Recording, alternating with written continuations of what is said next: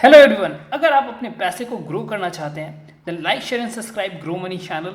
यहाँ पर हम बात करेंगे बहुत सारी इन्वेस्टमेंट टिप्स की आने वाली वीडियोस में, ताकि आप मैक्सिमम सेविंग कर सकते हैं अपने इन्वेस्टमेंट्स पर।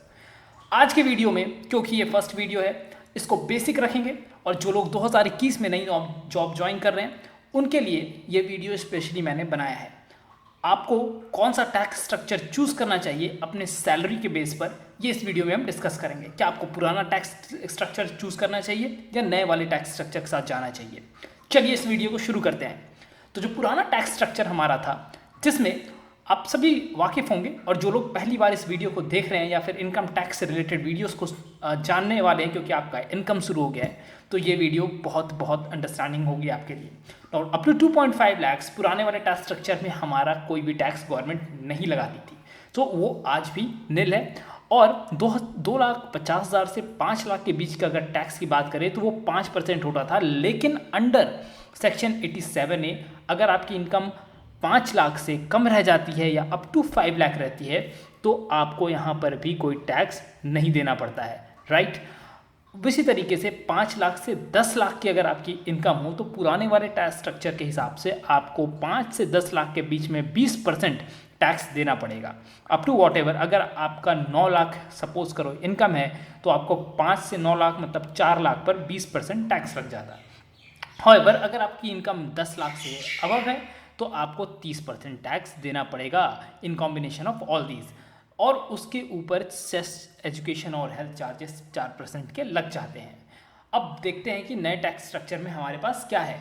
तो जो पुराना टैक्स स्ट्रक्चर है उसी को काफ़ी इलाबरेट कर दिया गया है और उसी को क्लासीफाई ज़्यादा कर दिया गया है। अगर आप देखें तो अप टू 2.5 लाख यहाँ पर भी नील चार्जेस हैं और 2.5 लाख से 5 लाख के बीच में अगर आपकी इनकम फॉल करती है तो आपको यहाँ पर 5% देना पड़ता है। लेकिन वंस अगेन आपका सेक्शन 87A के अंदर इसमें रिबेट मिल जाता है और ये ज़ीरो हो जाता है।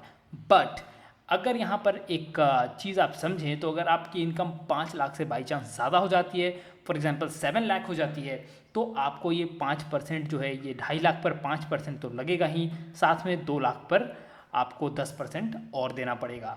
And then if you have the income from 750 to 10 lakh, अभी देखिए पिछले वाले स्लैब पे 5 से 10 लाख पे सीधा 20% था। अब यहाँ पे इसी को क्लासीफाई कर दिया गया है 10 और 15% में, तो 7.5 से 10 लाख पे आपको 15% लगेगा, 10 से 12.5 लाख पे 20%, 25% और अबव 15 लाख पे 30%। अपार्ट फ्रॉम दिस आपको हेल्थ और एजुकेशन से 4% अलग से टैक्स के ऊपर देना पड़ेगा। जितना टैक्स आपका बना उस पर 4% और लगेगा। वेरी क्लियरली एक एग्जाम्पल से समझते हैं, क्योंकि ये ज़्यादा अच्छे से आपको एक्सप्लेन करेगा कि यहाँ पर हो क्या रहा है। तो अगर सपोज करिए कि आपने नया जॉब ज्वाइन किया है 2021 में, आपकी इनकम 10 लाख है, तो आपको क्या टैक्स देना पड़ेगा पुराने वाले और नए वाले स्कीम में। यहाँ पर एक आपको वो बात बता दूं कि जो टैक्स कैलकुलेट किया गया है वो उस आधार पे किया गया है कि आपने कोई इन्वेस्टमेंट नहीं किया गया है। हम इसी बात को समझने की कोशिश करेंगे कि जब आप कोई इन्वेस्टमेंट करते हैं तब कौन सा फ़ायदेमंद होगा, और जब आप कोई इन्वेस्टमेंट नहीं कर रहे हैं, क्योंकि नया नया साल जब होता है आदमी का, एज अ यंग ग्रेजुएट आप निकलते हैं कॉलेज से और जॉब ज्वाइन करते हैं, तो आप बहुत ज़्यादा इन्वेस्टमेंट नहीं करते उस समय, तो उस केस में आपके लिए कौन सा बेनिफिशियल होगा। तो 2,50,000 अगर हम देखें नए टैक्स स्ट्रक्चर में, तो आपकी इनकम 10 लाख है और यहाँ पर आपका पहला 2.5 लाख के लिए तो कोई सा भी टैक्स नहीं लगता है किसी भी कारण में। और जब आप 2.5 लाख से 5 लाख की इनकम की बात करें तो क्योंकि आपका इनकम 10 लाख है, ऑब्वियसली आप 5 लाख क्रॉस करेंगे ही, तो 12,500 रुपये 5% के हिसाब से आपको देना पड़ेगा। प्लस 5 लाख से 7.5 लाख तक का 25,000 और लगेगा, क्योंकि 10% ऑफ 2,50,000 रुपया यहाँ पर आपको देना पड़ेगा, विच इज़ इक्वल टू 25,000। और वहीं 7,50,000 से 10 लाख के बीच में आपको 15% देना पड़ेगा, विच इज़ इक्वल टू 37,500। तो जो ये टोटल अमाउंट आपका बनकर आता है, I am very sorry for this, ya so this would be equal to 75,000, right.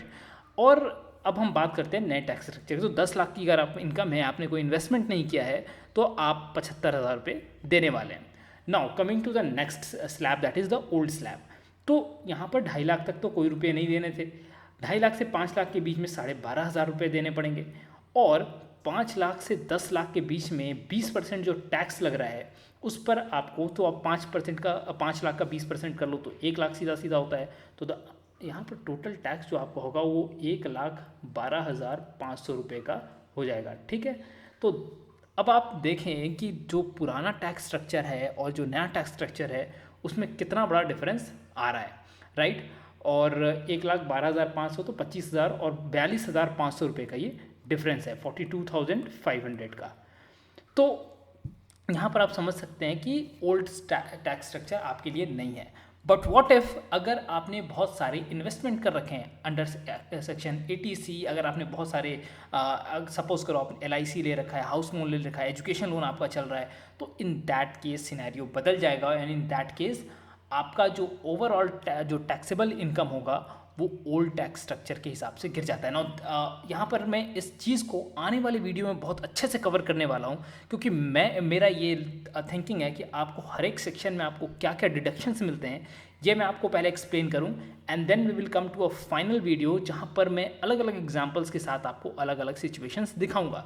So to keep the long story short, आपको ये बता दूँ कि अगर आपने कोई सा भी इन्वेस्टमेंट नहीं किया है इस फाइनेंशियल ईयर में, और तो आपके लिए नया टैक्स स्ट्रक्चर ज़्यादा बेनिफिशियल होगा।